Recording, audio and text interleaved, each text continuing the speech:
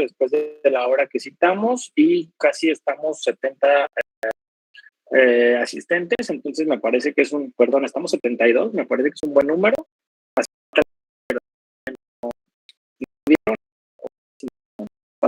La verdad es que esto pues es una actividad extra, no es obligatoria ni mucho menos, es como una actividad de apoyo, de reforzamiento para estar preparados para el examen que es la próxima semana, ¿va? Entonces empezamos bueno, ya conocen mi portada que me gusta mucho y la frase con la que me gusta iniciar el curso, y los temas que vamos a abordar son estos 6 subtemas, que son los del repaso, ¿no? Conceptos básicos, introducción a la microeconomía, teoría del consumidor, la demanda en México, el productor y estructuras de mercado o mercados que existen.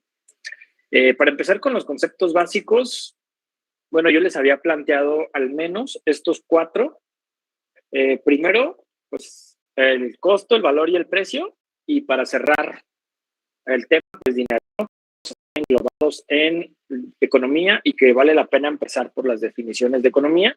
Digamos que estos son los 5 conceptos básicos que vamos a repasar el día de hoy.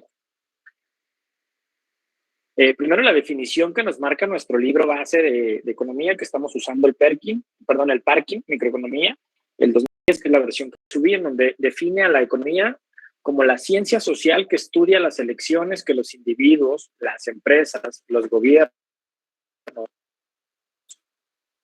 y las sociedades enteras hacen para enfrentar el fenómeno de escasez, así como los incentivos que influyen en estas elecciones y los concilian.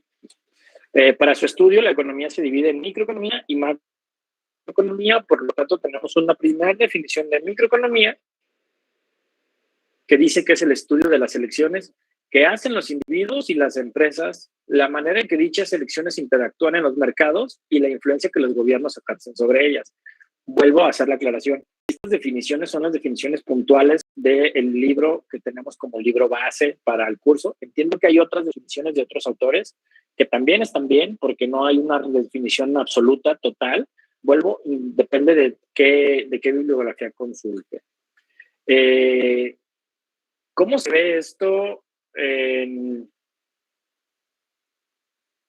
Díganle a sus compañeros que quieran acceder, que lo hagan desde la cuenta institucional para no estar teniendo problemas de acceso, porque ya van algunos que me han estado queriendo acceder desde cuentas no oficiales, y eso hace que suene una alarmita.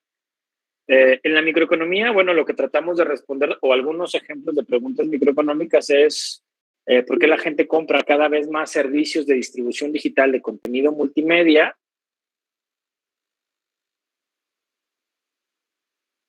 Y menos boletos de cine, o Amazon por puestos sobre el comercio electrónico.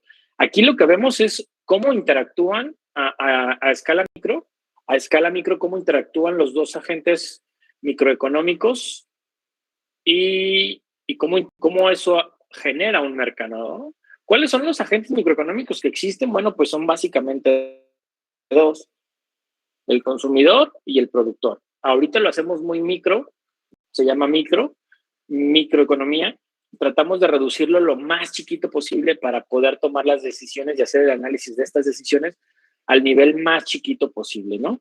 Pero bueno, ya les comenté, también vamos a hablar de economía y la definición, todavía no, la siguiente unidad lo vamos a ver, pero pues estamos en conceptos básicos y esta es la definición de macroeconomía, en donde vemos que es el estudio del desempeño de la economía tanto nacional y su comparativa, como global, y la comparativa entre países, ¿no? Y para eso nos sirve la macroeconomía, principalmente para saber el desempeño de un país y poderlo comparar con el resto de los países. Insisto, esta es la definición de macroeconomía que está en el libro de microeconomía, en la versión para Latinoamérica del Dr. Parkin, en el año 2010.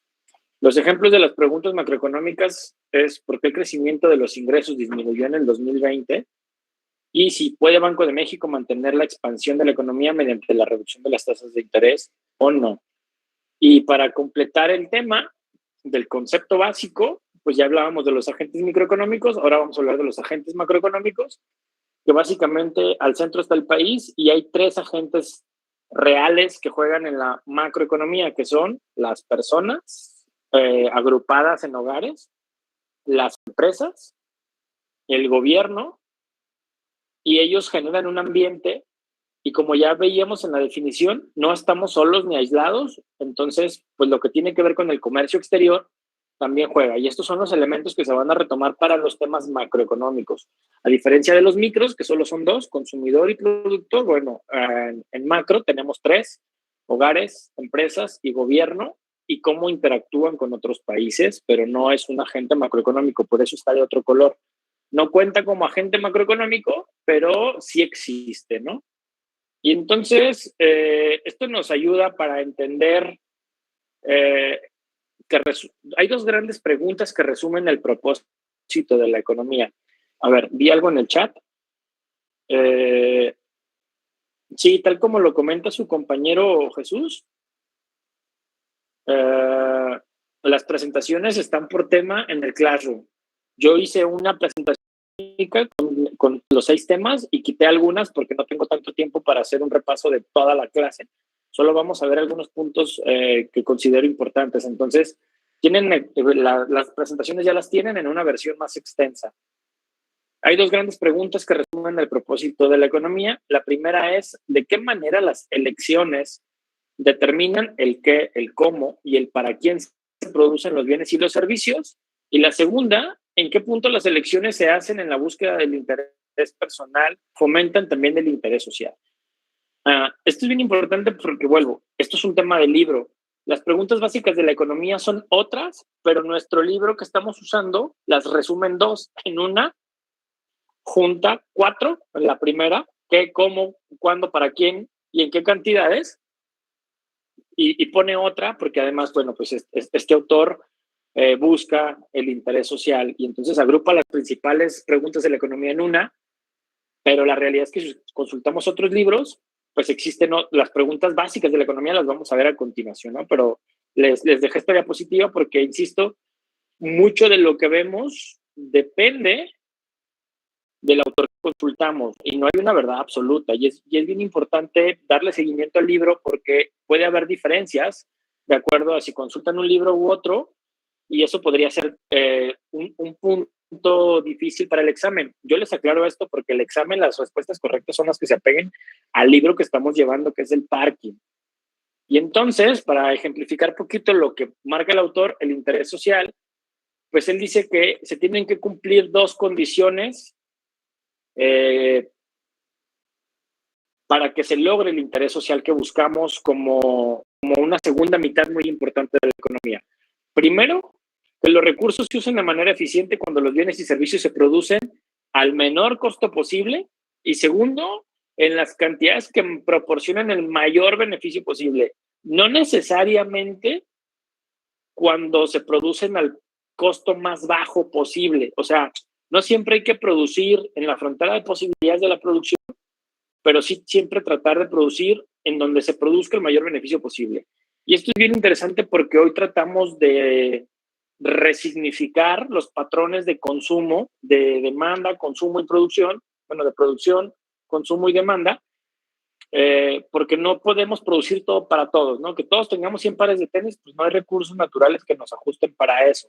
Y entonces por eso es que a mí personalmente me gusta más este libro porque pone algunas cosas ahí, sobre todo esto del interés social, en donde no necesariamente tenemos que hablar del capitalismo puro. Hasta aquí vimos 3 definiciones: economía, microeconomía, macroeconomía, los elementos de la micro, de la macro, los agentes de la micro y de la macro, algunos ejemplos de preguntas, y cerramos con las preguntas básicas de la economía y el interés social para este autor. Lo que sigue es el concepto del dinero, que bueno, ustedes ya lo vimos también. Hablamos de cualquier mercancía o instrumento que se acepte de manera generalizada como un método de pago. Esto es bien interesante porque el dinero no lo inventamos, el dinero lo diseñamos nosotros para facilitarnos la vida. No siempre fue como existe hoy y tenía otros orígenes que los hemos ido modificando. No sé si eso sea bueno o sea malo, pero bueno, sabemos que hoy la vida es más sencilla y lo diseñamos porque lo necesitábamos. Y entonces el dinero hace que el comercio en los mercados sea mucho más eficiente. Porque antes del dinero, bueno, pues intercambiaban bienes y servicios o bienes por servicios y eso hacía que la economía fuera muy poco eficiente. Por ejemplo, El ganadero que tenía ganado, que tenía una vaca, pues no podía demandar algunos servicios con una vaca, porque obviamente la vaca representaba mucho más, o cuesta más, o produce más, o tiene un mayor precio, como lo quieran llamar, y no siempre se aprovechaba la vaca al 100%. Entonces, si querías cambiarlo por un servicio de herrería, pues a lo mejor el pago tendría que ser una parte de la vaca, pero pues si le das esa parte, la demás vaca la tienes que usar o se echa a perder, ¿no? Entonces, el dinero lo inventamos justo para evitar que tuviéramos esas pérdidas en los mercados. Dices, a ver, yo ahorita no necesito matar la vaca porque no la necesito toda.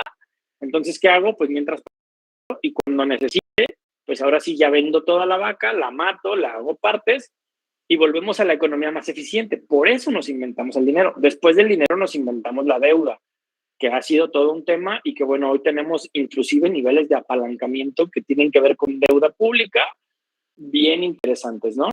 Les digo esto porque en este momento de la historia, cuando empezamos a desarrollar el dinero, que las monedas eran de metales preciosos o de metales plata, oro, había un número limitado de dinero. Cuando nos inventamos la deuda, hacemos que el dinero ya no tenga un número limitado, sino que al revés se vuelva ilimitado. ¿Por qué? Bueno, pues porque hoy podemos producir todo el dinero que necesitemos. Al final es papel moneda, en el caso de los billetes, y en el caso de las monedas, pues es metal, no pasa gran cosa, no es un bien tan escaso en el mercado como sí lo es la plata y el oro, que justo para eso se invadían a los países y se conquistaban, para extraer sus minerales, para producir dinero, para mejorar la economía y muchas otras cosas. Y entonces el dinero tiene una función bien especial en términos de economía, y ahora también el dinero entendido como deuda. Bueno, las funciones del dinero, como lo conocemos hoy, billetes, monedas, son estas tres. Primero, es un medio de cambio, es una unidad de cuenta y conserva un depósito de valor. Insisto, es algo que nosotros nos inventamos para que la economía funcionara diferente. Y los siguientes tres son conceptos que quiero que recordemos. Primero, porque se utilizan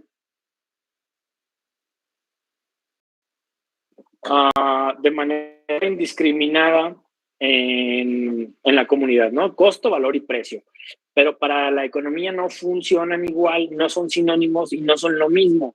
Sí tienen condiciones económicas diferentes porque se calculan de una manera diferente. Primero, el costo, bueno, pues responde a una función de producción. Y entonces, para calcular el costo de un servicio, y en este caso yo les ponía el ejemplo de un servicio de salud, que es lo que ustedes van a ofertar en el mercado, pues se requieren al menos de dos variables, las dos variables más básicas que se necesitan para producir un bien o un servicio, que son capital y trabajo, y a partir de ellas podemos calcular el costo. Devuelvo, no siempre. De hecho, en la realidad, en el mundo y en los mercados, nunca el precio es igual al costo. Siempre hay un precio por encima del costo y en condiciones muy adversas, por debajo del costo, pero casi nunca, siempre o el 98% de las veces, el precio está por encima del costo. Y ahorita lo vamos a ver un poquito más claro, ¿no? Ok. Les pongo un ejemplo sobre cómo calcular el costo porque me interesa mucho que quede muy claro el tema del costo, porque es la función de producción y es el origen de muchas de las cuestiones que vamos a ver en economía. Cuando vemos lo mínimo que se necesita para producir un bien en términos de costo de producción, pues es una unidad de capital y una unidad de trabajo. Por eso tenemos una K y una L. Y yo en el ejemplo les pongo que la K, el capital que necesitamos para producir un servicio de salud, pensando en el más básico, la consulta médica, pues es de 100,000 pesos. ¿Qué incluye el capital? Pues toda la infraestructura, el estetoscopio, la receta, todo lo que necesiten, eso es capital. ¿Y dónde está el trabajo? Bueno, pues que necesitamos un médico, al menos un médico. ¿Necesitamos una enfermera? No necesariamente. Lo que sí necesitamos para una consulta es un médico. ¿De dónde sale el 1,000,000 de pesos? Bueno, pues para formar a ese médico, para educarlo, para que tenga cédula y título y pueda ejercer como médico, el dinero que necesitamos invertir en su educación para los 6 años que dura la carrera, incluyendo el servicio social, ronda aproximadamente 1,000,000 de pesos. Esto significa que la primer consulta nos cuesta 1,100,000. pero no solo va a dar una consulta. Idealmente no solo va a dar una consulta. ¿Qué pasa si producimos un médico que solo dé una consulta? ¿Cómo le tendríamos que hacer para recuperar la inversión del costo? Pues tendríamos que cobrar esa consulta en 1,100,000. Pero insisto, ese médico no solo va a dar una consulta, sino que va a dar muchas consultas. Y entonces cuando calculamos ya y diluimos el costo medio por unidad o por servicio, pues ya es diferente. Pero esto tiene que ver con el costo. Y me tardo un poquito en esto porque el precio es otra cosa. El costo de una consulta, de solo una, es 1,100,000. Insisto, no solo producimos una, pero si solo produjéramos una, eso es lo que nos costaría prox como gastos directos. Hay otros gastos indirectos. Yo solo insisto, estoy haciendo un análisis del costo de la colegiatura. Pues el médico tiene que dormir, tiene que vestir, tiene que calzar, tiene que comer. Todo eso que necesitamos para venir a la escuela también representa un gasto y debería de sumarse, que son los gastos indirectos, el camión, la gasolina, los zapatos, los uniformes, todo eso se debería sumar. Pero ahorita no los quiero confundir mucho, quiero ser muy simplista y lo menos que se necesita, pues es que estudien. Y si calculamos que no es el caso de la Universidad de Guadalajara, pero si lo hacemos en una universidad pública nos daríamos cuenta que más o menos es lo que nos gastaríamos en anualidad y en mensualidad y en todo lo demás, semestralidad y pago de servicios y todo lo demás. Pero bueno, ¿cuándo se vuelve negocio y por qué se permite el precio diferente? Bueno, pues porque calculamos la vida útil de este médico que va a dar, en teoría, aprox 280,000, 300,000 consultas durante su vida útil, que serían 35 años de servicio. Y entonces el $1,000,000 se diluye y se vuelve un costo medio de 3.6 pesos por consulta. Solo la L, la K, en muchos casos se mantiene, que sería el cubrebocas, todos los consumibles, el lavatelenguas, lo que usemos, la torunda, todo lo que usemos para la consulta es parte de K. Ahorita solo desglosamos de L y entonces cuando tenemos una K de 5,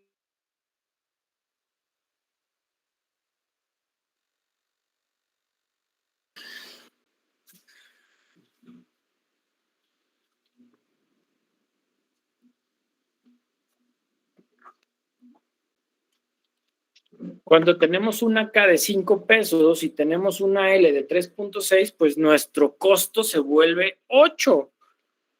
Y entonces sí es negocio poder tener un precio de 30 pesos, lo estamos dando al triple del costo. Vuelvo, no es lo mismo costo, valor y precio para la... ¿Sí me escuchan? Es que se me acabó la pila del audífono y no sé si regresé. Sí se escucha. Sí. Sí, pero ¿podría repetir lo último? Ok, sí, es que aquí me apareció un mensaje de que no se habían conectado. Es importante que identifiquen que para la economía no es lo mismo una función de costo que una función de precio, porque no incluye las mismas variables, porque no está en función o no dependen de lo mismo. El costo depende de la producción, de la tecnología con la que producimos, de los materiales que utilizamos. Insisto, esto lo podemos complejizar. Si ustedes no tienen el dinero para tener un consultorio, pues tienen que pedirlo. Y entonces, para acceder a sus 100,000 de capital, además del capital, van a tener que pagar una tasa de interés. Y si eso lo gastan en una computadora, en un escritorio, en insumos, en no sé cómo llamarlo, en material del consultorio, pues eso tiene una tasa de depreciación y entonces la fórmula se vuelve bien compleja. Le ponemos K menos I, menos I de intereses, menos D de depreciación, más L, y entonces empezamos a complicarlo, más L2 porque van a tener un asistente médico, más L3 porque van a tener a lo mejor algún auxiliar de enfermería o algo que les ayude. Bueno, todo eso va modificando el costo, que es el precio de producir un bien y servicio. No necesariamente es el precio de mercado. ¿Por qué? Porque el precio depende del tipo de estructura de mercado en la que se encuentre ese bien o servicio. Ya vieron la clase de estructuras de mercado y existen mercados de competencia perfecta y de competencia imperfecta. Y el precio lo puede fijar el comprador por sí solo, el vendedor por sí solo o juntos en competencia perfecta. Eso es diferente y eso es bien interesante. Pero bueno, para nosotros, pues no podemos decir que el costo es igual al precio, porque pues casi nunca, porque la intención de la economía es otra, en donde sí tendría que haber algún tipo de, y más en el capitalismo, algún tipo de ganancia de utilidad. Solo para aclarar, el valor, bueno, pues el valor está en función de la utilidad y la utilidad es subjetiva. Y el libro nos pone el ejemplo de que no es lo mismo lo que estamos dispuestos a pagar por acceder a la primera unidad de un bien o de un servicio, dependiendo de la utilidad que nos represente ese bien o ese servicio y cómo eso va cambiando conforme vamos incrementando. Por ejemplo, no es lo mismo el primer litro de agua que el segundo, que el tercero, que el cuarto, porque no representa una satisfacción en términos de satisfacer una necesidad de ser útil y no estamos dispuestos a pagar lo mismo. Y el ejemplo es, bueno, si van a hacer ejercicio, pues a lo mejor están dispuestos a pagar más. ¿Por qué? Porque su necesidad es mayor, porque estuvieron haciendo actividades que los deshidrataron.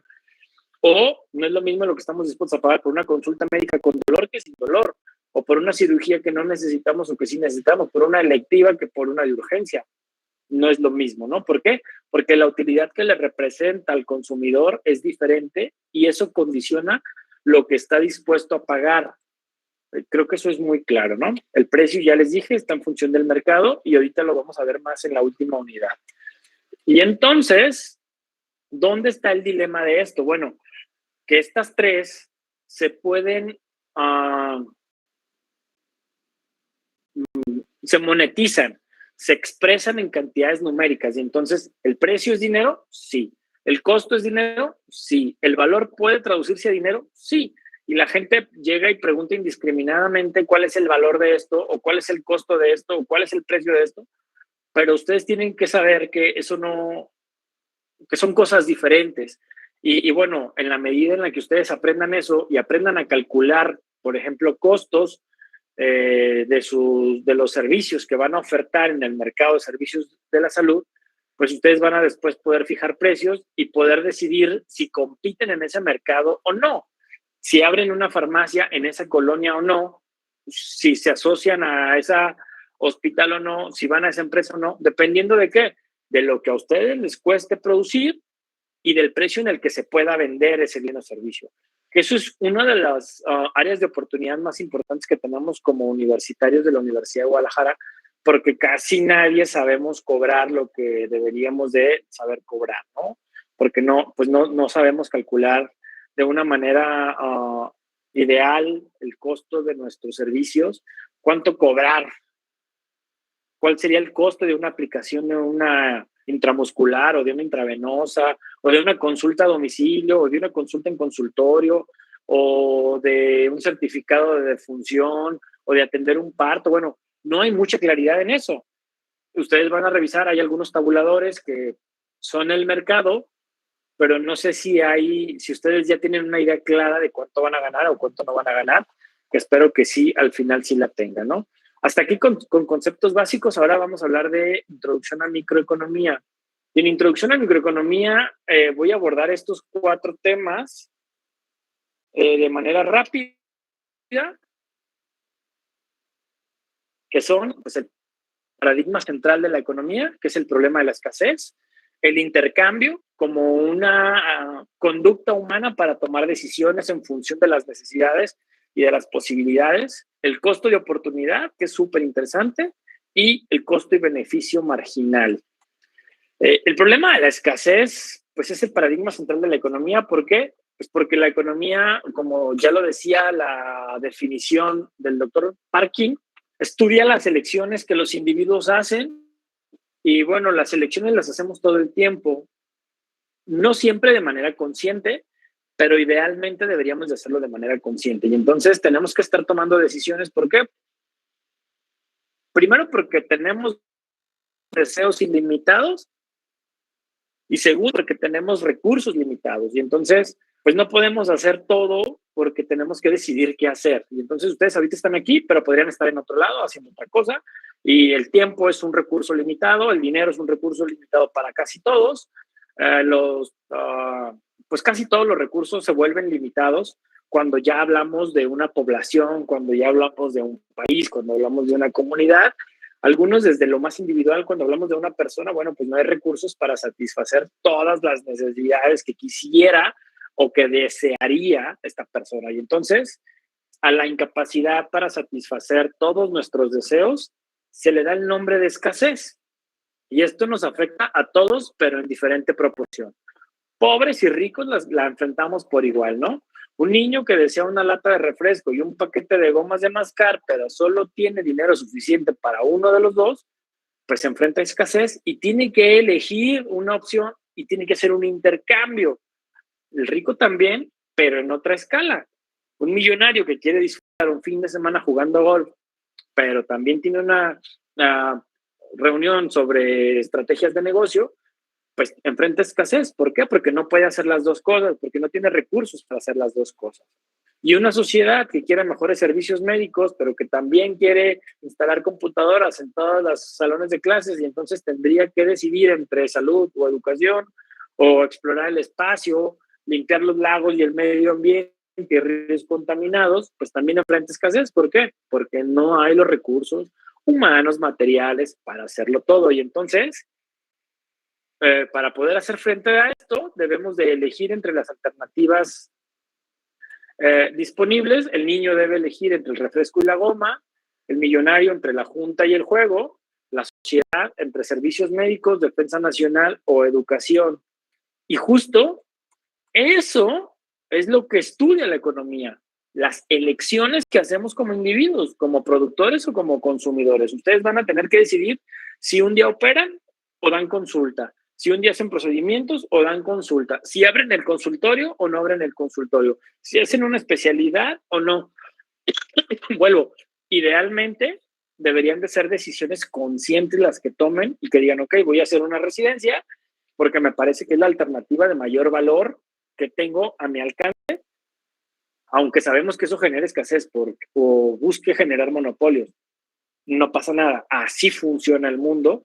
Y vuelvo, se los decía al principio, las preguntas básicas que trata de responder la economía son estas 4. Nuestro autor, el autor del libro base, las engloba en una y mete otra de interés social. Pero las preguntas básicas en las que la mayoría de los autores coinciden son qué producir, cómo producirlo, o sea, con qué tecnología, cuánto producir, en cuántas cantidades, y para quién producir, pensando en los precios que pudieran ofertarse. Y entonces, tenemos que decidir qué producir porque tenemos recursos, materia prima, recursos naturales, recursos humanos, tiempo limitados. Y no podemos dar consulta, operar, hacer procedimientos, ver estudios, estar de vacaciones, no se puede. Hacer telemedicina, ver a un paciente o ver 10, entonces tenemos que decidir qué producir, cómo producirlo. Y eso lo vamos a decidir en función de qué es lo que nos conviene, en función de qué es lo que se demanda en los mercados. Porque a lo mejor ustedes dirían, bueno, pues ¿qué producir? Pues yo voy a producir cirugías electivas de alto gasto o de valor alto, de precio alto, que me dejen una utilidad. Pues sí, pero si eso no es lo que demanda el mercado, van a tener un problema, se van a quedar ahí con sus bienes y servicios que decidan producir y no van a poder vender nada y no van a lograr la transacción. Entonces, eso, pues tendrían que estudiarlo en función de qué sí van a lograr demandar los pacientes o las personas o las comunidades o a donde sea que ustedes se vayan a enfocar como profesionales de la salud y que busquen vender u ofertar sus servicios de salud. Insisto, las preguntas básicas de la economía son qué producir, cómo producirlo, pensándolo en qué tecnología vamos a utilizar. Y no porque sea la más novedosa de las tecnologías o se utilice tecnología en el sentido de tecnologías de la información y la comunicación, sino porque hay tecnologías ya establecidas, metodologías para desarrollar actividades.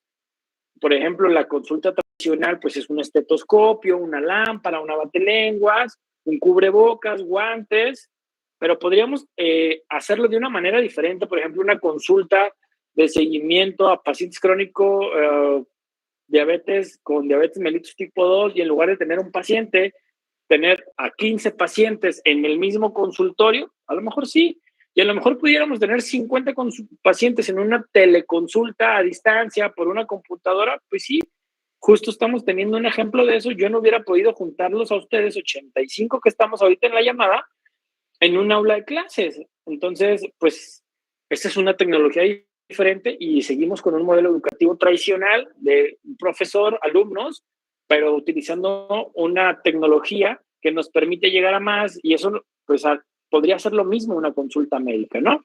Entonces, el cómo producir es qué tecnología vamos a utilizar para producir ese bien o ese servicio. ¿Cuánto producir? Pues eso depende mucho de la demanda del mercado, y para quién producir, insisto, tiene mucho que ver con la capacidad adquisitiva de la población a la que se vayan a enfocar. Por lo tanto, productores y consumidores enfrentamos escasez y debemos de hacer elecciones, y entonces, cuando hacemos una elección, escogemos de entre las alternativas posibles y el autor lo llama intercambio. Y entonces intercambiamos una decisión por otra, en donde hay que tomar decisiones. Por ejemplo, ustedes, y aplica ahorita ustedes, pueden pasar el fin de semana estudiando para su próximo examen de economía o divertirse con sus amigos. No es que solo existan estas opciones, pero las planteamos como las dos de mayor valor.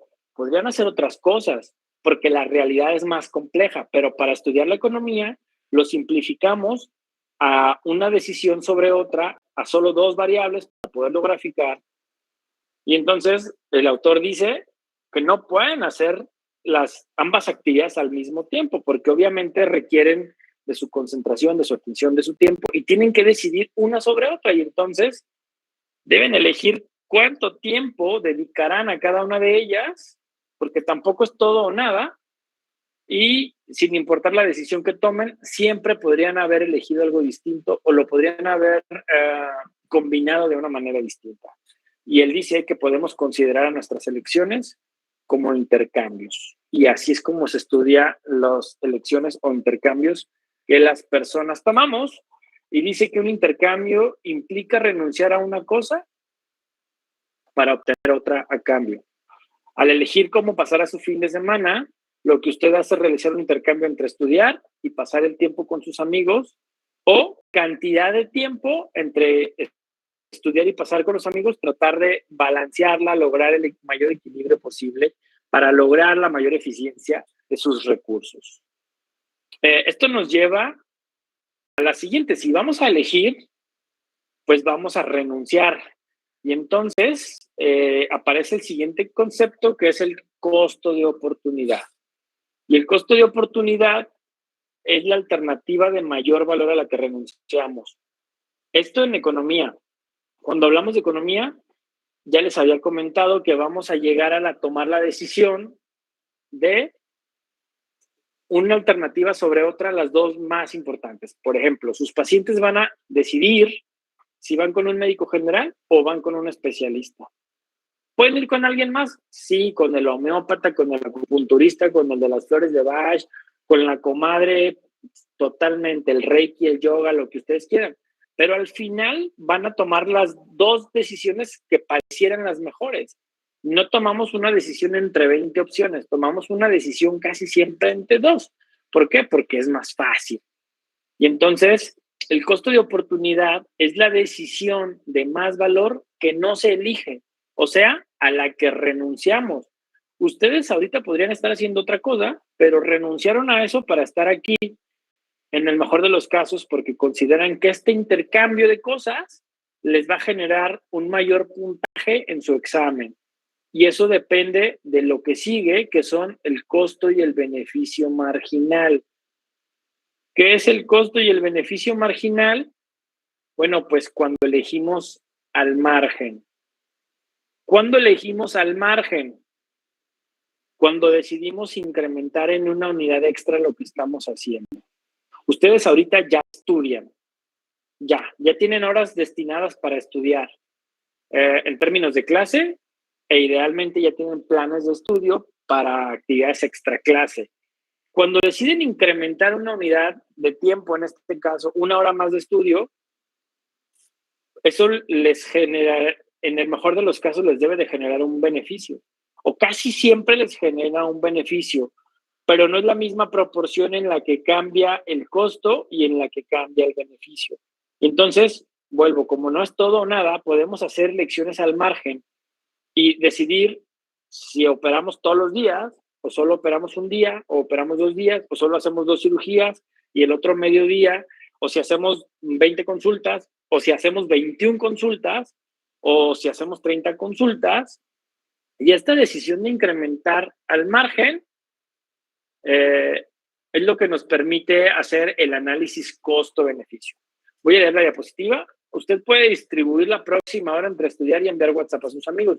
Sin embargo, la elección no tiene que ser todo o nada. Puede decidir cuántos minutos dedicará a cada una de esas actividades. Para tomar esta decisión debe comparar los beneficios de dedicar un poco más de tiempo al estudio con el costo que esto implica. En otras palabras, su decisión depende del margen y así es como se ve. Y esta es la curva de cómo se comporta las elecciones al margen. Y entonces vemos que hay una línea roja como más brillante, que es esta que se llama costo marginal. Vemos que empiezan casi donde mismo, pero hay un punto mucho mayor de efectividad y entonces la diferencia que hay entre la utilidad, la diferencia que hay entre el beneficio marginal y el costo marginal en este punto Z, pues es mucho mayor. Y ahí es donde se representa la mayor utilidad, la mayor ganancia o la mayor renta, dependiendo de cuál de los agentes estemos hablando. Por la diferencia, la brecha tan grande que hay, pues ahí hay mayor beneficio y menor costo. Y entonces, pero eso no siempre pasa, porque nos podríamos ubicar en cualquier otro punto, en donde, por ejemplo, aquí es menor, era aquí. Aquí, en el punto ñ, nuestro costo subió, incrementar una unidad subió. Y aquí, incrementar una unidad del punto O al punto Z bajó. ¿Esta decisión es buena? Sí. ¿Esta decisión es mala? Sí. En términos de eficiencia económica, porque incrementar una unidad más nos representa menor beneficio marginal que costo. Llega un punto, lo pueden ver aquí, a este punto, cuando cruzamos esta línea en el punto F, lo que pasa aquí es un fenómeno económico bien interesante, que entonces el costo de incrementar un día más supera el beneficio. Ahí ya no es buena idea producir. Ahí ya no es buena idea. ¿Cuándo pasa esto? Si ustedes quisieran, no sé, trabajar 16 horas al día para poder ganar el doble, porque serían 2 turnos, y quisieran incrementar otra unidad, otra consulta, otro procedimiento, lo que sea, ustedes ya no lo podrían hacer con esas instalaciones, con ese consultorio, con esa sola unidad de capital. Ya necesitarían 2.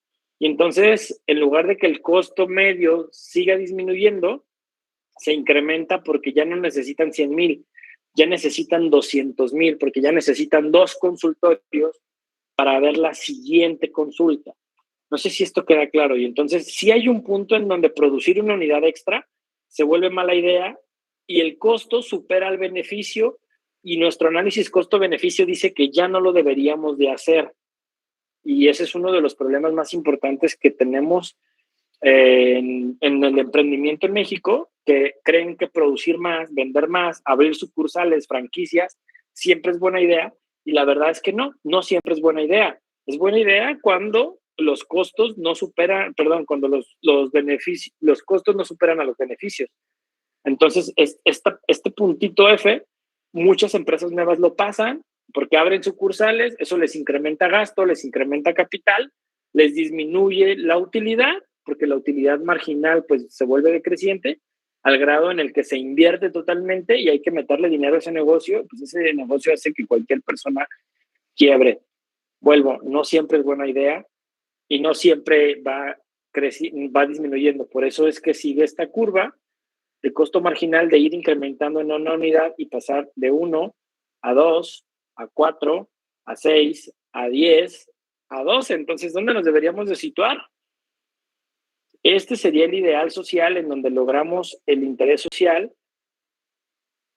y ahí logramos un equilibrio de mercado, porque producimos el mayor número de bienes y servicios que se necesitan sin generar estas diferencias en donde uno de los agentes gana más que el otro, que sería el productor no tiene beneficio sobre el consumidor. Aquí hay otro punto de equilibrio, pero este es un punto que se queda corto, el punto H, porque aquí no se producen todos los bienes que se necesitan. Digamos, alguien se queda con ganas de algo, acá no.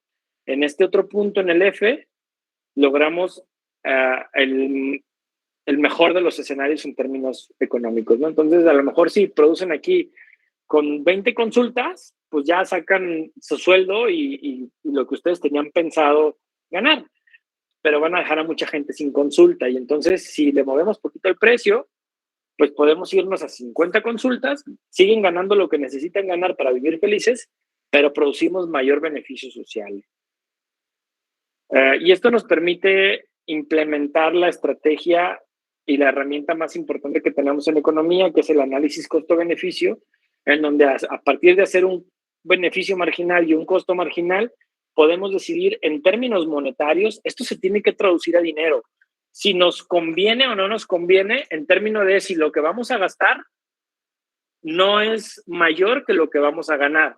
Y entonces se vuelve una buena idea. ¿Por qué? Si ustedes para producir la siguiente unidad necesitan invertir 100,000 más en capital, inclusive en otro médico para abrir otro consultorio, y entonces ya no son 100,000, ya es 1,100,000 más, de acuerdo al ejemplo que teníamos en la clase 1, y le van a ganar 30 pesos, pues se vuelve mala idea. Es mejor no dar esa consulta para no hacer esa inversión y bueno, no pasa nada en términos económicos. En términos sociales es un poquito diferente cuando hablamos de salud y por eso es interesante hacer un análisis de economía de la salud, porque si eso representa la vida de alguien, la salud, la función, pues no sería tan mala idea hacerlo. Pero en términos económicos, la economía es muy cuadrada y la economía dice que si el costo-beneficio sale negativo, no tendríamos por qué hacerlo. O sea, si el beneficio es menor, el costo es mayor que el beneficio, no lo tenemos que hacer. Insisto, si vamos a cobrar 30 pesos, pero vamos a invertir 100,000, pues no hay negocio ahí, ¿no? Y peor aún, si ni siquiera lo podemos hacer nosotros y no solo necesitamos otro consultorio, necesitamos a otro médico y entonces ya no se volverían 100,000, serían 1,100,000 para ganar 30 pesos, pues no, eso es muy mala idea, eso no debería de pasar, pero insisto, eso se hace poniendo dinero con dinero. Es muy mañoso presentar un análisis costo-beneficio con dinero en los costos y beneficio en términos de servicios, ¿no? Y decir, bueno, gastamos 800 millones de pesos, pero dimos 400 consultas. No podemos comparar dinero con consultas. El costo-beneficio es una herramienta de la teoría económica en donde comparamos dinero con dinero. El costo del dinero con el dinero del beneficio. El dinero del costo con el dinero del beneficio. No podemos compararlo con servicio, con personas, con vidas, no. Tiene que ser, ¿qué pasa si no hacemos la intervención? Bueno, a lo mejor el beneficio es evitarnos una cirugía pensando en la consulta de la diabetes, la orientación al enfermo con diabetes, que nos puede costar, no sé, 200 pesos y podemos evitar una amputación. El costo de la consulta y el beneficio de lo que nos vamos a ahorrar de una amputación en términos de dinero, pues se supera, por supuesto. ¿Es buena idea hacerlo? Siempre es buena idea hacerlo, ¿Por qué? Porque, insisto, el costo de una consulta es mucho menor que el costo de una cirugía, del tiempo quirúrgico, del equipo quirúrgico, que bueno, ya no es un médico, ya son 4 médicos, el primer ayudante, el segundo ayudante, el circulante, el instrumentista.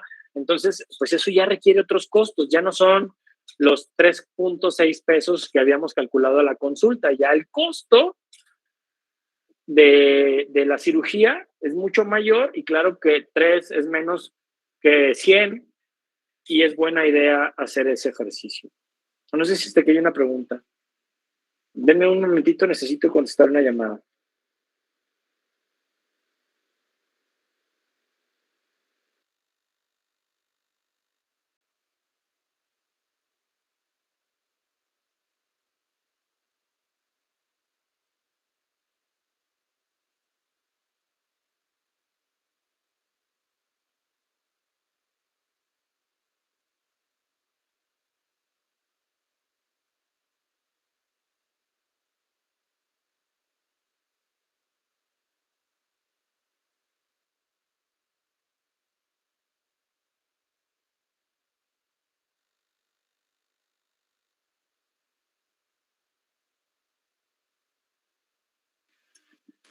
Perdón.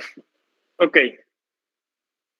Cuando evaluamos los beneficios y los costos marginales y elegimos solo aquellas acciones que ofrecen más beneficios que costos, estamos empleando nuestros escasos recursos de la manera más ventajosa y eficiente posible, que de eso se trata la economía, de tomar las mejores decisiones en términos económicos para hacer frente al problema de la escasez.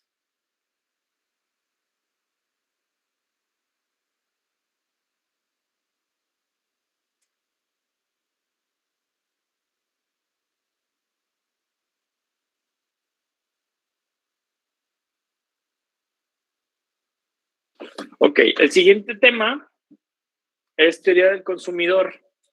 Y vamos a ver estos 5 subtemas.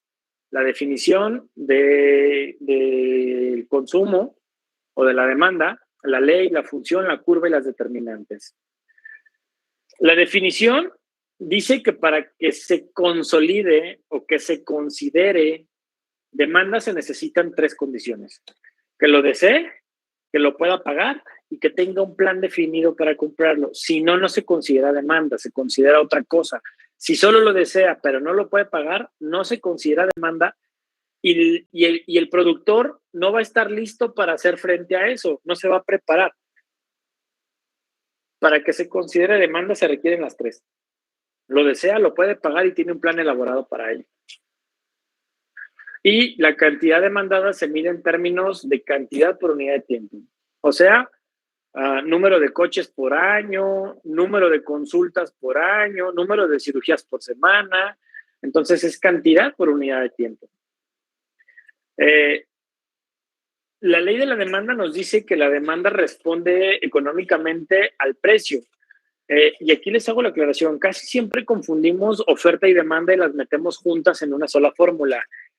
Las leyes son separadas y es precio-demanda y precio-oferta. Ahorita estamos en el consumidor y vamos a hablar de la ley de la demanda y dice que a mayor precio, menor demanda y a menor precio, mayor demanda. Y esto es porque son inversamente proporcionales y esto es porque así funciona la economía y el mundo. ¿Cuántas personas hay que tengan poquito dinero? Pues más. ¿Cuántas personas que ganan el salario mínimo? Hay más que las que tienen más dinero. Y solo por ese fenómeno hay mayor demanda en los bienes y servicios que tienen menor precio. ¿Cuántas personas pueden pagar una consulta de 200 pesos? Pues un número definido de personas. Pero ¿cuántas pueden pagar una consulta de 30 pesos? Pues un número mayor. Y esto se grafica y esto se ve en la curva de la demanda. ¿Cómo se ve en la curva de la demanda? A través de esta función, que es una ecuación lineal simple para poderlo graficar. Y aquí podemos observar que a mayor precio tenemos menor demanda. Entonces aquí tenemos este primer punto en donde a mayor precio, menor demanda y a menor precio, mayor demanda. Por eso decimos que la curva de la demanda tiene una pendiente negativa descendiente que va en este sentido. Insisto, es precio cantidad demandada. No es oferta-demanda, es precio. La relación es demanda-precio. Y así es como se ve la curva. A estos puntos con estas constantes. ¿Cuántas millones de barras por semana se demandaron a 50 centavos de dólar? 22 millones de barras. Y eso se ve aquí está el 22. ¿Cuántas se demandaron a 2.50? 5. ¿Para qué nos sirve eso? Bueno, para después poder cruzar oferta y demanda y sacar el punto de equilibrio y ver en qué punto la economía es más eficiente. Lo que sigue son los determinantes de la demanda, que nuestro libro considera 6 principales determinantes de la demanda. ¿Cuáles son? Los precios de los bienes relacionados. Además del precio del bien del que estamos hablando. El precio del bien es una de las determinantes, pero este autor no lo considera. Los bienes relacionados, ¿qué son? Los bienes que necesitamos comprar. Bueno, hay 2 tipos de bienes relacionados, los sustitutos y los complementarios. Cuando hablamos de un bien complementario, por ejemplo, pues si compramos un coche, pues necesitamos algo para que ese coche funcione. Gasolina, diésel, gas natural, inclusive electricidad. Entonces, ¿de qué depende? Del precio de los bienes relacionados. Se supone que tomamos la decisión más eficiente. Pero a veces lo tomamos en función de los bienes sustitutos. Si vamos al mercado, o bueno, pasa mucho, por ejemplo, en la temporada de Cuaresma, que los precios de los mariscos cambian y entonces la gente sustituye de acuerdo a los bienes relacionados. ¿Por qué? Porque el precio de ese bien se fue por las nubes, se subió y la gente decide consumir otro bien de acuerdo a qué? Al precio de ese otro bien relacionado y se afecta la demanda de ese primer bien. Otro determinante son los precios esperados en el futuro. Idealmente, si esperamos o si pensamos que si el consumidor piensa que el precio va a cambiar en el futuro inmediato, lo que hace es se espera o lo compra. Eso depende de si el precio esperado en el futuro es menor o es mayor. Si sabemos que ya vienen las rebajas, si ya viene el Buen Fin, pues nos esperamos para comprarlo. Si sabemos que va a haber una alza porque cambia el año, porque cambian los impuestos, porque va a haber un gasolinazo, nos aceleramos a comprarlo. ¿Por qué? Porque el precio esperado en el futuro de ese bien que necesitamos o de ese servicio que necesitamos, pues es mayor y entonces eficientamos nuestro recurso, nuestro dinero y consumimos ahorita para que sea lo mejor posible. Después, otro bien que lo condiciona, pues es el ingreso, que por sí solo el ingreso es una variable microeconómica y eso, pues si no te ajusta, pues aunque el precio esperado en el futuro cambie o el precio de los bienes relacionados no cambie, pues no puedes acceder a ese bien porque tu ingreso no es suficiente, porque ganas el mínimo o por lo que sea. O la otra es porque tu ingreso esperado en el futuro puede cambiar o el crédito que puedas tener puede cambiar para arriba o para abajo. Viene Navidad, viene aguinaldo, tu ingreso esperado en el futuro es mayor y entonces pues no pasa nada, yo aprovecho el Buen Fin, que al cabo que para el siguiente corte de la tarjeta ya me llegó el aguinaldo, mi ingreso esperado en el futuro es mayor, yo decido consumir ahora y no voy a tener ningún problema con el dinero porque pues me va a llegar mi fecha de corte más el mes que me dan para pagar, 50 días, ya cayó el aguinaldo, lo pago y aprovecho este Buen Fin que va a estar barato. Y me ahorro dinero porque cuando me llegue el aguinaldo, pues va a estar más caro. Y entonces juegan ahí algunas juegan en conjunto, ¿no? Que puede ser al revés, no sé si me van a correr, no sé si me van a despedir, parece que va a haber un recorte de personal y entonces no consumo, no demando, no compro, porque no sé si voy a tener dinero en el futuro y si eso me puede afectar. Entonces mejor no me compro los tenis, no me compro la bolsa, no compro el regalo, no compro la botella, no compro lo que sea que iba a comprar, no cambio de coche para poder atender a esos cambios en el ingreso en el futuro. El siguiente, pues es un fenómeno de población, que por efecto de agregación la población tiene la capacidad de mover los precios y eso se vuelve una determinante de la demanda. Y por último, pero no menos importante, en los gustos y las preferencias de cada uno de los consumidores, que son una condicionante por sí solas. Sí tienen el dinero, no importa el precio, no importa el precio del bien, no importa el precio del bien relacionado en el futuro, no importa el precio de los bienes relacionados, no importan los precios esperados en el futuro, ni del bien ni de los bienes relacionados. Sí tienen el ingreso, no les preocupa el ingreso esperado en el futuro, no les preocupa el efecto de población, pero no les gusta. Y es un tema de segregación de mercados en donde no importan las otras variables microeconómicas, sino que lo que importa son los gustos y preferencias del consumidor. Hay otras dos, y aquí les pongo en otro color y se las pongo con asterisco porque nuestro libro no las considera. Las únicas que considera el libro son esas 6, pero hay otras dos que algunos otros autores consideran que me parecen muy importantes y que pudieran, me sirve para ejemplificar que no todo está dicho en el libro, no es un libro perfecto, porque nadie tiene la verdad absoluta. Y bueno, que son la disponibilidad y la accesibilidad. Y esto pasa cuando el bien se encuentra en el mercado, pero no podemos o no se encuentra en el mercado.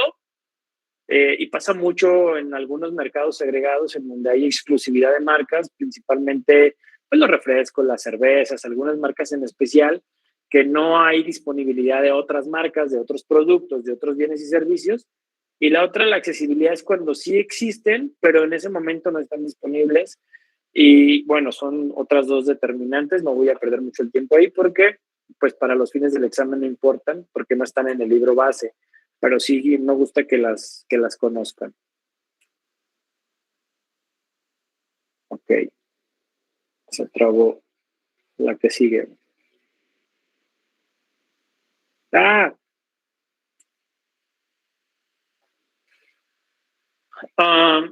Por último, para cerrar el tema de teoría del consumidor, pues aquí vemos curvas de la demanda, pero además vemos los fenómenos o los movimientos que puede tener la curva, que pueden ser desplazamientos o movimientos dependiendo de si solo cambia uno de los sitios de origen o si cambian los dos.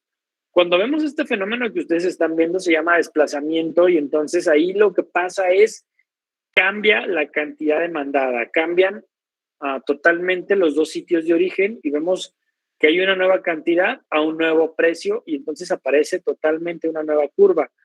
Cuando no pasa esto y se mantiene uno de los dos sitios, solo es un movimiento de la curva y esto se debe principalmente a cambios en el ingreso o a cambios en el precio. Y entonces se mantiene de cierta manera la curva original, pero la pendiente cambia y eso hace que se presente este fenómeno. Insisto, esto ya tiene un poquito más que ver con elasticidades, de si es una curva de la demanda elástica, inelástica, no los quiero confundir, lo vamos a ver después del examen. El siguiente tema es un tema, para mi gusto, muy interesante, porque nos habla de qué consumen los mexicanos a partir de cuánto ingreso tienen para demandar bienes y servicios, para satisfacer su demanda o sus necesidades y con qué tipo de bienes, y eso les va a condicionar a qué se van a enfermar. Aquí les presento la tabla de cuál es el salario mínimo para el resto del país. Y bueno, en el 2022 tenemos un salario mínimo de 172 pesos. En el país tenemos una segunda zona, que es la zona de la frontera norte, que tiene un salario mínimo de 260 pesos por 30.34 centavos. Y cambia porque, obvio, pues lo que buscamos es mantener a la gente que vive en las fronteras trabajando de nuestro lado y no cruzando del otro lado a trabajar, y por eso se compensa un poquito el salario. Pero de todos modos es insuficiente. ¿Qué tanto? Bueno, pues más o menos así es como se distribuye el ingreso entre la población. ¿Cuánto por ciento de la población gana menos de 4,000? El 25%. El 35% de la población gana entre 4,000 y 8,000. Y entre 8,000 y 12,000, el 13% de la población. Entonces podríamos decir que de aquí para abajo somos pobres. Y la clase media y los ricos, que representan el 2%, que son los que ganan más de 20,000 mensuales. ¿Cómo se traduce esto? Bueno, la encuesta nacional de gasto e ingreso en los hogares dice que el ingreso se distribuye de esta manera de acuerdo a la ENIG. Y entonces, en promedio, por trimestre, por hogar, el decil más pobre tiene 9,938 pesos, lo que representa 49 pesos por persona por día en el 2020.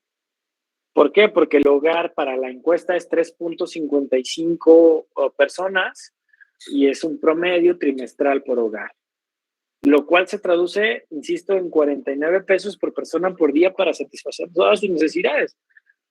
La principal, la alimentación, que no destinan todos los 49 pesos, destinan una parte de los 49 pesos porque educación es una de las necesidades, alimentación es una de las necesidades básicas del ser humano. Hay otras que también hay que atender.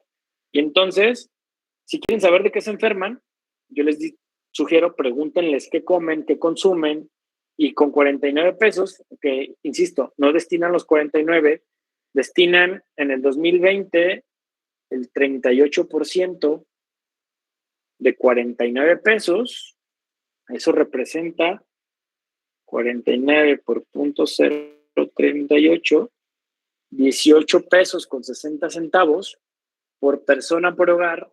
El decil 1, el decil más pobre, que son muchas personas en este país, no he encontrado el dato de cuántas porque las cifras anteriores que les presenté la gráfica de barras es de la población económicamente activa, pero hay población que no es económicamente activa, como un 60% de la población, ¿no? Entonces, tenemos ahí datos que todavía no dimensionamos, pero hay el primer decil, una gran parte de la población que destina 18 pesos con 62 centavos para comer. ¿De qué creen que y de qué creen que se enfermen? Eso es lo interesante de un curso como este, que podamos entender y empatizar un poco con el paciente, y que si le vamos a hablar de la jarra del buen beber y el plato del buen comer y a estilos de vida saludables, bueno, pues entendamos que tienen 49 pesos para gastar y a partir de ello tenemos que proponerles alternativas de solución para resolver sus problemas. El rubro en el que menos gastaban, aquí está, era 2.6, X7, que es salud, X7. En el 2018 era el rubro en el que menos gastaban. En el 2020 ya no es el rubro en el que menos gastan. Ya es el penúltimo rubro en el que menos gastan. ¿Por qué? Bueno, pues porque la pandemia obligó a que gastaran más. ¿Por qué? Pues porque había gastos que no estaban considerados, porque ya estaban resueltos, se dejó de atender en instituciones públicas y la gente tuvo que erogar gasto de bolsillo, hay escasez de medicamento, el IMSS canceló citas médicas, inclusive, pues hoy tenemos que comprar cubrebocas y eso representa un gasto extra. Entonces hoy la gente gasta más en salud. ¿Eso es bueno? No necesariamente es bueno, porque no necesariamente se traduce en más salud. Podría ser un paliativo que debería de absorber el sistema y de acuerdo a los modelos de sistemas, el peor gasto que puede hacer la gente es el gasto de bolsillo y justo lo que estamos viendo es que el gasto de bolsillo se incrementó en un 50%, pasó del 2.6 al 4.2, que tampoco es para alarmarnos. El 4.2 de 49 pesos es por 0.0042, 2 pesos con 58 centavos. El decil más pobre hoy destina 2 pesos para atender su salud. 2 pesos por persona por día es lo que tiene el decil más pobre para atenderse. Pues imagínense cuándo vamos a controlar diabetes, hipertensión, síndrome plurimetabólico, dislipidemia, hipercolesterolemia. La gente tiene 2 pesos por persona por día para gastar. Y eso me parece muy interesante de revisar. Bueno, hasta aquí con la demanda, la teoría del consumidor y la demanda en México. Ahora vamos a pasar a teoría del productor. La teoría del productor tiene los mismos subtemas de la teoría del consumidor, la definición de la producción, la ley de la producción, la función, la curva y las determinantes. La definición, igual, el autor hace un esfuerzo por mantenerlo simétrico el libro y dice que se requieren 3 condiciones. Que se cuente con los recursos y la tecnología para producirlo, que pueda obtener un beneficio al producirlo y que tenga elaborado un plan definido para producirlo y venderlo. Para que se consolide la oferta, se requieren esas 3. Y el término oferta se refiere a la relación completa entre el precio de un bien y la cantidad ofrecida del mismo. La ley de la oferta, insisto, se trata de dinero oferta. A mayor precio, mayor oferta. A menor precio, menor oferta. ¿Ustedes qué están más dispuestos a ofertar? ¿Consultas, cirugías o procedimientos? Pues lo que deje más, lo que se venda más caro, lo que represente menos trabajo. Y entonces, pues por lo tanto, la curva de la oferta es directamente proporcional, o sea, es increciente y la vemos, la ecuación es la misma, pero la relación que hay es directa y entonces a mayor precio, mayor cantidad ofertada o intención de ofertar mayor cantidad en el punto F. Y tiene una pendiente positiva, va de menos a más. La demanda es de más a menos. Entonces son, digamos que inversamente entre ellas. Esta responde directo al precio y a mayor precio, mayor cantidad demandada. ¿Por qué? Porque idealmente a mayor precio, mayor ganancia y a mayor producción, menor costo y entonces la utilidad se vuelve cada vez más grande, como lo veíamos en la curva de costo marginal. Por eso es que a mayor precio, mayor demanda y se ve en este sentido la curva. Las determinantes de la oferta, vuelvo, nuestro autor, el autor de nuestro libro, busca que sea simétrico y también plantea 6, que para esto plantea el precio de los recursos productivos o de los recursos necesarios para producir, el precio de los bienes relacionados producidos, los precios esperados en el futuro, el número de proveedores o la competencia que hay, la tecnología con la que se cuenta para poder producir ese bien o servicio y el estado de la naturaleza. Esas son las 6 determinantes de la oferta que condicionan que un productor decida producir un bien sobre otro o decida qué producir. Por ejemplo, el ejemplo del libro es barras energéticas o bebidas energéticas. Depende de qué, del precio de los recursos, del precio de los bienes relacionados, de los precios esperados, de los proveedores de la tecnología, del precio en sí mismo, del precio esperado en el futuro de ese bien, del estado de la naturaleza que tengas, de los recursos que tengas. Y entonces, a partir de eso se decide qué producir, cómo producirlo, cuánto producir y para quién producirlo. Se me volvió a trabar.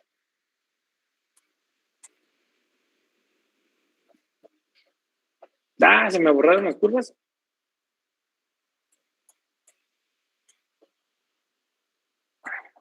Ok. Aquí pueden ver que hay más tendiente a un movimiento que a un desplazamiento, como lo veíamos en la primera curva, pero al final sí cambian los dos. Pero pareciera que esta pendiente cambió.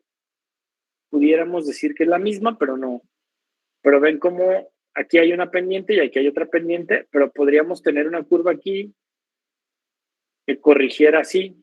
Y entonces a esto le llamamos movimiento y a esto le llamamos desplazamiento.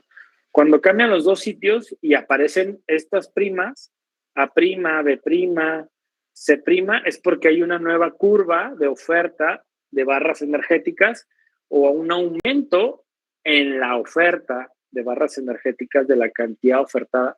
¿Por qué? Porque cambiaron los precios y entonces, pues así, aquí a 50 centavos hay una nueva cantidad y a 2.50 hay una nueva cantidad de barras ofertadas o que se buscan ofertar a este nuevo precio y la oferta crece.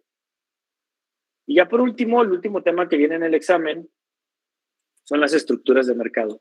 Las estructuras de mercado básicamente se reducen a dos estructuras de mercado. El mercado es el sitio en el cual se llevan a cabo transacciones de compraventa de bienes y servicios con un método de pago o con dinero que puede ser físico o no físico, en un sitio que puede ser físico o no físico, con bienes o servicios que pueden ser físicos o no físicos. Y existen una variedad de mercados que, insisto, por definición, mercado es el sitio en el cual se llevan transacciones. Lo utilizamos de manera como sinónimo de la estructura de mercado de competencia perfecta, que es esta, y la competencia perfecta es el ideal de los mercados. ¿Por qué? Porque como yo les decía al principio, el precio depende de la estructura de mercado en la que se encuentra ese bien o servicio y puede cambiar. Lo importante es si ese precio de mercado está determinado por alguien o se da por el mercado puro.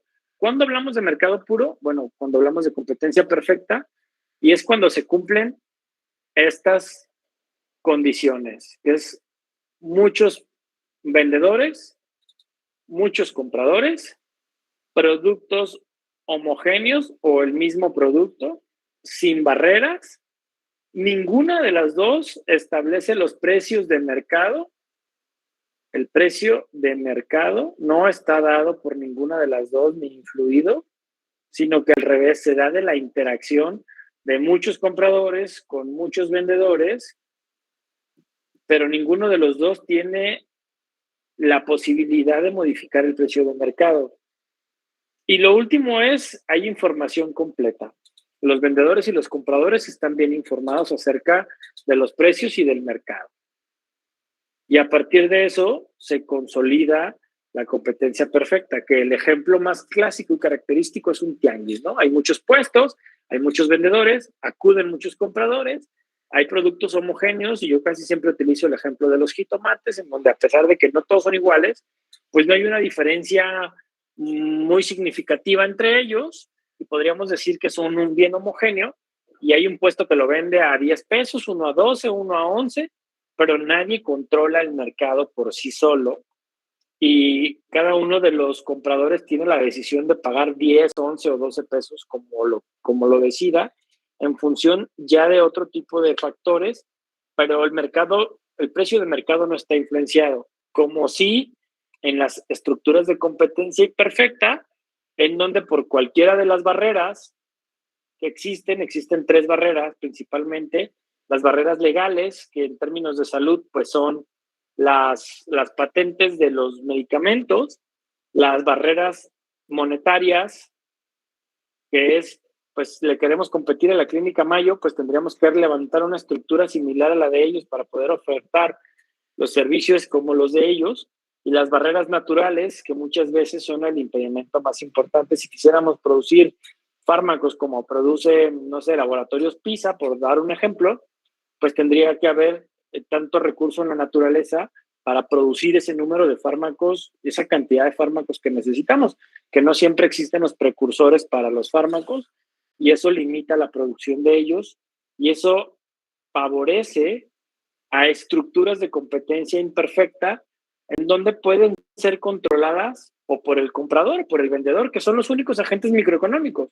¿Hay algunos ejemplos en donde el comprador puede manipular el mercado? Sí, cuando es un sonio, cuando es el monopsonista, cuando él decide de un número específico de personas a quién comprarle y le puede mover el precio. Y el ejemplo de esto es, por ejemplo, el libro marca temas de seguridad, temas de defensa nacional. ¿Quién es el único que compra armas de uso exclusivo del ejército? Pues el ejército. ¿Hay diferentes marcas de armas de uso exclusivo del ejército? Sí, pero ¿quién tiene la capacidad de mover el precio? Pues el ejército. Les dice, yo voy a licitar tanto y ofrezco tanto por tantas piezas. Es más claro con las patrullas, ¿no? ¿Cuántas marcas de coches que pudieran ser patrullas existen en el mercado? Pues como unas 10. ¿Pero quién va a comprar? Pues en este caso, voy a poner el ejemplo de la seguridad municipal, ¿no? Seguridad pública municipal. Y entonces, la policía municipal es quien va a comprar y llega con Chevrolet y le dice, yo te voy a pagar un 15% menos del precio que tienes de mercado por tantas unidades. Y muchas veces el productor, en este caso Chevrolet, acepta y dice, está bien, no importa que gane poquito menos, pero voy a vender más. Y así es como el comprador en el psonio, que es esta estructura, el psonio, aquí hablamos del comprador, tiene la capacidad de mover el precio de mercado. El polio casi todos lo conocen cuando hablamos de un monopolista, cuando hablamos de una sola persona que tiene... es quien produce el bien o el servicio y tiene la capacidad de fijar el precio de mercado y él decide a quién venderle, a qué precio venderle, qué venderle y hasta se da lujo de discriminar precios, ¿no? Coca-Cola, pues nadie más vende Coca-Cola más que Coca-Cola y tiene una opción para los de 5 pesos, los de 6 pesos, los de 10 pesos, los de 12 pesos, los de 30 pesos, pero nadie más vende Coca-Cola más que Coca-Cola y ellos deciden el precio de la Coca-Cola, no hay una competencia por el precio de la Coca-Cola, ¿no? Entonces, cuando hablamos del vendedor, hablamos de los polios y hablamos de que puede haber un solo vendedor y a eso le llamamos monopolio, o puede haber dos o un grupito y a eso le llamamos oligopolio, monopolio, y cuando hablamos de productos diferenciados, hablamos de competencia monopolística, ¿no? Y entonces aquí vemos que en la competencia perfecta no hay barreras, nadie influencia los precios de mercado, no hay influencia, pero en las otras estructuras sí.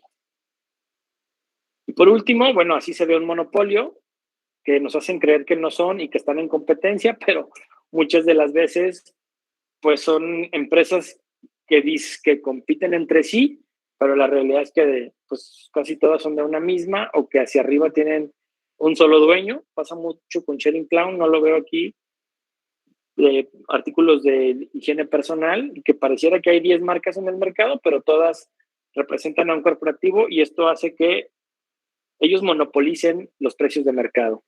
Y por último, bueno, en México están prohibidos. El artículo 28 de la Constitución Política establece y prohíbe textualmente las prácticas monopólicas en México.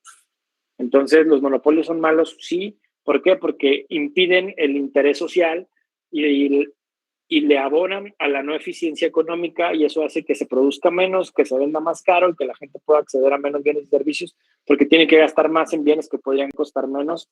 Sí. Hasta aquí es el repaso. Hay la bibliografía del libro que usamos.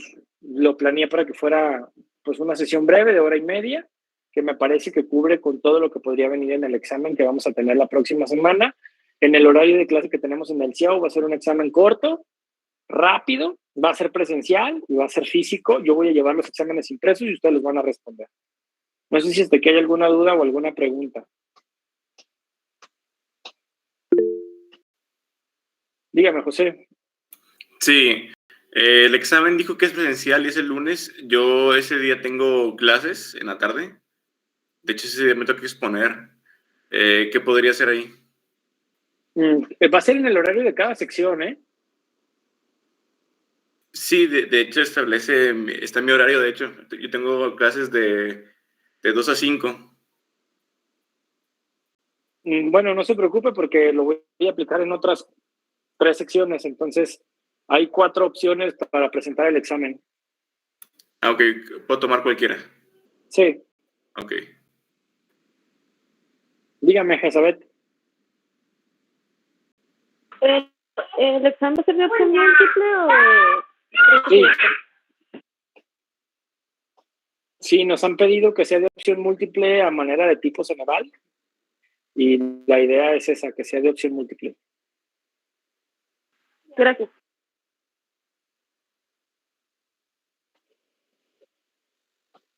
Bueno, pues si no hay más, les agradezco. Me parecía importante hacer el repaso para garantizar que los que no vieron la clase, pues por lo menos vean el repaso. Pues tratar de hacer énfasis en los puntos que podrían venir en el examen para que sea un poquito más fácil, más cercano al examen. Y el material ya lo tienen ahí en el Classroom. Cualquier cosa, estamos a la orden. Gracias, profe. El formato Gracias, es una doctor. hoja impresa, una opción múltiple y ustedes lo contestan. Y las opciones que tengo es el lunes a las 4 lo aplico, el lunes a las 6 lo aplico, el miércoles a las 4 lo aplico, el jueves a las 4 lo aplico y a las 6 lo aplico. Entonces, de hecho, tienen 5 opciones para hacer el examen. Les sugiero que si lo van a hacer fuera del horario que marca CIAU, me avisen, porque tampoco puedo recibir a 100 el lunes, porque el aula no da para eso, ¿no? Puedo recibir a 2, 3 en cada una de las aulas, pero tampoco puedo hacer un examen único porque no tengo para todos, ¿va? Sí, claro, los que se